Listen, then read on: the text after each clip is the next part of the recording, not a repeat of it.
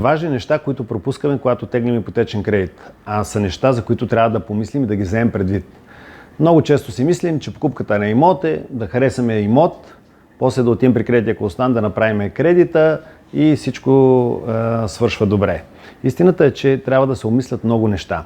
Първо, покупката на имот и теглянето на кредит като цяло е скъпо удоволствие. То струва, има доста начални разходи за това.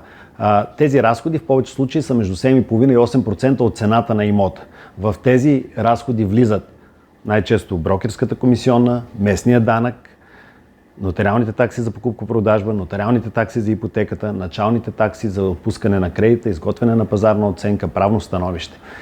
Тези разходи, както чухте, са немалък процент. 8% от един имот, който струва 200 000 евро, са 16 000 евро. После, имота, който купуваме, дали има нужда от ремонт? Ако е ново строителство, то е на шпакловка и замазка и тогава има нужда от доста сериозен разход, защото довършването и обзавеждането на един апартамент, тристаен, последната година излизаше между 30 и 40-45 хиляди евро. Предвидили сме това. Значи, оказва се, че ако купим имот за 200 000 евро, ще ни трябва, на шпакловка и замазка, ще ни трябват 16 000 евро за разходите в начало на сделката и поне едни 30 000 евро, за да го довършим, да го обзаведем и да можем да влезем да живеем в него. Всички тези разходи трябва да се обмислят, да видим какви средства имаме налични, колко може да ни отпусне банката максимално, дали в някакъв момент няма да се окаже, че трябва и потребителски кредит да изтеглим, за да можем да направим тази сделка, доходите ни позволяват ли да изтеглим този потребителски кредит. Така че една кредитна консултация ще ви даде всички тези други погледи, които да вземете предвид.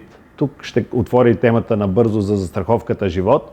Повечето калкулатори ви калкулират само месечната вноска, а застраховката живот е нещо много важно към кредита. Тя обаче е рискова застраховка и е скъпа.